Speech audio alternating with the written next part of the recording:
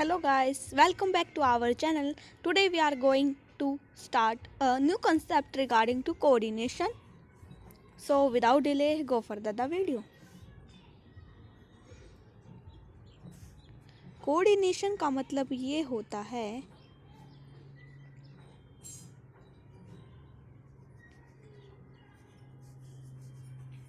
pulling together the different part of an organization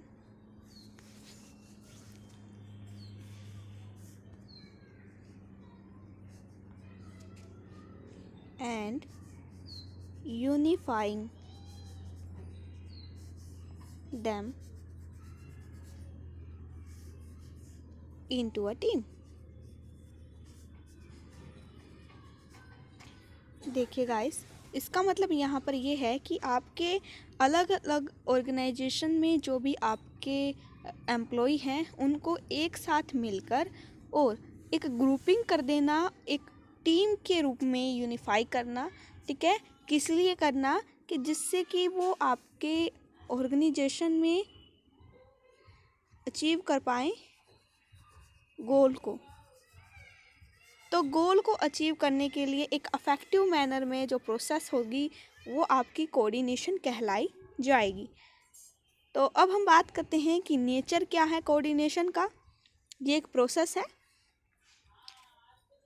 तो आपके fundamental of management में ये साथ में ही इंक्लूड है कोऑर्डिनेशन। बाकी हमने प्रिंसिपल्स हेनरी फॉयल के साइंटिफिक सारी डिस्कस की हैं इन अर्लियर वीडियो। अगर आपने वो नहीं देखी है तो पहले उसको देखिए, फिर आप कोऑर्डिनेशन के टॉपिक पर आइएगा। तो अब हम बात कर रहे हैं नेचर कोऑर्डिनेशन का। तो पहला तो नेचर ये है ऑल फंक्शन ऑफ मैनेजमेंट, कि मैनेजमेंट में ये इंक्लूडेड है। कैसे इंक्लूडेड है मैनेजमेंट में? क्योंकि कोऑर्डिनेशन एक अलग फंक्शन नहीं है, ये एक मैनेजमेंट का एक मेन कह सकते हैं हम भाग है। ठीक है, एलिमेंट है। अब सेकंड पॉइंट की बात करते हैं। ये फर्स्ट पॉइंट है। सेकंड पॉइंट की बात करते हैं कि एक रिस्पॉन्सिबिलिटी फिक्स करती है ये। अगर आपके बिजनेस में मैनेजमेंट नहीं है और कोऑर्डिनेशन नहीं है एम्प्लॉयज़ के बीच में, तो आप रिस्पॉन्सिबिलिटी है ये हर एक मैनेजमेंट की कोऑर्डिनेशन होना ज़रूरी है। ठीक है, ये बात की गई है क्योंकि ये मैनेजरियल फंक्शन को भी अचीव करने में हेल्पफुल है। अब बात करते हैं कि ये किसी भी पर्पस को अचीव करने के लिए, ठीक है, कोऑर्डिनेशन मेन रोल प्ले करता है। तो इसे एक नाम दिया गया है कि भाई ये एक यूनिटी ऑफ। तो गाइस, ये रिस्पॉन्सिबिलिटी ऑफ मैनेजमेंट है। एक सेकेंड, ओके।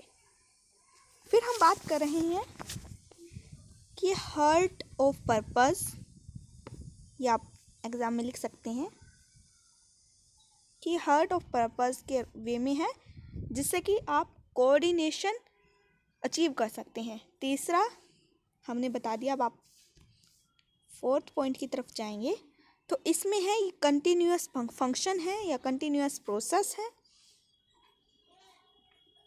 ठीक है, या ऑन गोइंग प्रोसेस आप बोल सकते हैं। अब फिफ्थ पॉइंट पे आते हैं। तो फिफ्थ पॉइंट की बात करता है कि ये ग्रुप एफर्ट को नहीं, बल्कि इंडिविजुअल एफर्ट को भी पूरा करता है। तो ग्रुप एफर्ट को नहीं, इंडिविजुअल एफर्ट को भी ये कंप्लीट करने में हेल्पफुल है।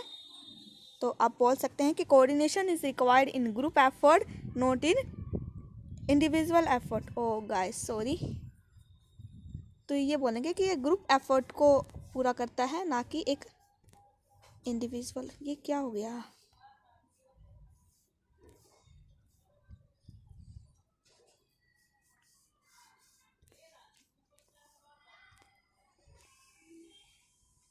सॉरी गाइस, हम ये कहना चाह रहे थे कि इसमें ग्रुप एफर्ट को कंप्लीट करने के लिए आपको इंडिविजुअल एफर्ट की ज़रूरत इसमें नहीं पड़ती है। तो अब हम बात करते हैं इम्पोर्टेंस। तो ये आपके नोट्स बन चुके हैं, ठीक है। आपके एग्ज़ाम टाइम है तो इसीलिए हम शॉर्ट नोट में ये चाहते हैं कि आपको ज़्यादा करवा पाए, ठीक है गाइस। तो आप ये मत सोचना कि मैम अच्छे से करवा नहीं रही है। आप जहाँ पर आपको दिक्कत आती है आप पूछ सकते हैं मुझसे, ठीक है।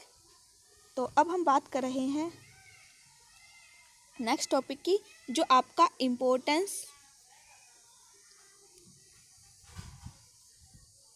इसका ज़्यादा बोल हो गया भाई, इम्पोर्टेंस या सिग्निफिकेंस आप बोल सकते हैं इसको, ठीक है गाइस। तो अब हम बात कर रहे हैं इम्पोर्टेंस के साथ। तो पहला है, ये पॉइंट है ग्रोथ इन साइज। पहला पॉइंट पे बोल रही है कि ग्रोथ इन साइज की ये हेल्पफुल है कि आप लार्ज एम्प्लॉयमेंट की ज़रूरत पड़ती है यहाँ पर, और कॉम्प्लिकेटेड हो जाता है क्योंकि लार्ज हो रहा है। तो इस तरीके से आपका बिजनेस लार्ज हो जाएगा तो कॉम्प्लेक्स हो जाएगा, क्योंकि इसमें स्ट्रक्चर, ऑर्गेनाइजेशन स्ट्रक्चर आपको फॉलो करना पड़ेगा, कुछ सबऑर्डिनेट बनाने पड़ेंगे। तो इस तरीके से तो यहाँ पर प्रॉब्लम ऑफ कम्युनिकेशन क्रिएट हो सकती है।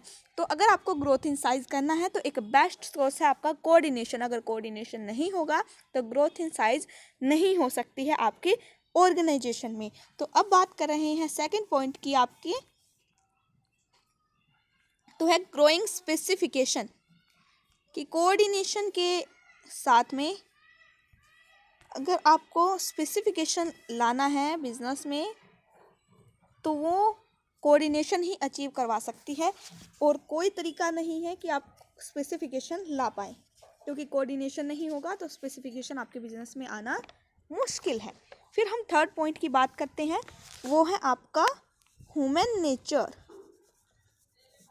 ह्यूमन नेचर की बात करें हम तो इसमें ये बोला गया है कि जो आपके कोऑर्डिनेशन में जो ह्यूमन बींग्स हैं प्रेजेंटेड हैं, उनमें कुछ प्रॉब्लम अराइज हो सकती हैं कि वो अपने जो डिपार्टमेंट है, जो यूनिट्स हैं, उनमें अगर काम प्रॉपरली नहीं कर रहे हैं तो हमारा ह्यूमन का जो एक नेचर है कि को हेल्प करना है एक दूसरे को। तो इस तरीके से आप यूनिट और डिपार्टमेंट में एक दूसरे की हेल्प कर आप इस गोल को अचीव कर सकते हैं। तो कोऑर्डिनेशन आपके बिजनेस में एक मेन रोल प्ले करता है, जैसे कि आपने नेचर में भी देखा और आप इम्पोर्टेंस या सिग्निफिकेशन में भी देख रहे हैं। और फिर फोर्थ पॉइंट, सॉरी गाइस, फिर फोर्थ पॉइंट आता है आपका जो है टीम वर्क। तो इसका मेन एडवांटेज ये है कि अगर आप कोऑर्डिनेशन ला रहे हैं तो टीम वर्क यहाँ पर एक बेस्ट रोल प्ले करेगा। कैसे करेगा? Without coordination the member of group will pull in different direction. अगर कोऑर्डिनेशन नहीं होगा तो आपके जो मेंबर्स हैं वो अलग अलग डायरेक्शन में चले जाएंगे, और जो उनकी एफर्ट है, जो उनकी स्किल है, जो उनका टास्क करने की एफिशिएंसी है, जो ग्रुप एफर्ट है, वो अचीव नहीं हो पाएगा, और टीम जो वर्क है वो भी टाइमली अचीव नहीं होएगा। तो इसलिए बोला है कि टीम वर्क भी एक मेन रोल प्ले करेगा। तो यहाँ पर ये 4 सिग्निफिकेंस या इम्पोर्टेंस हमने देखी है।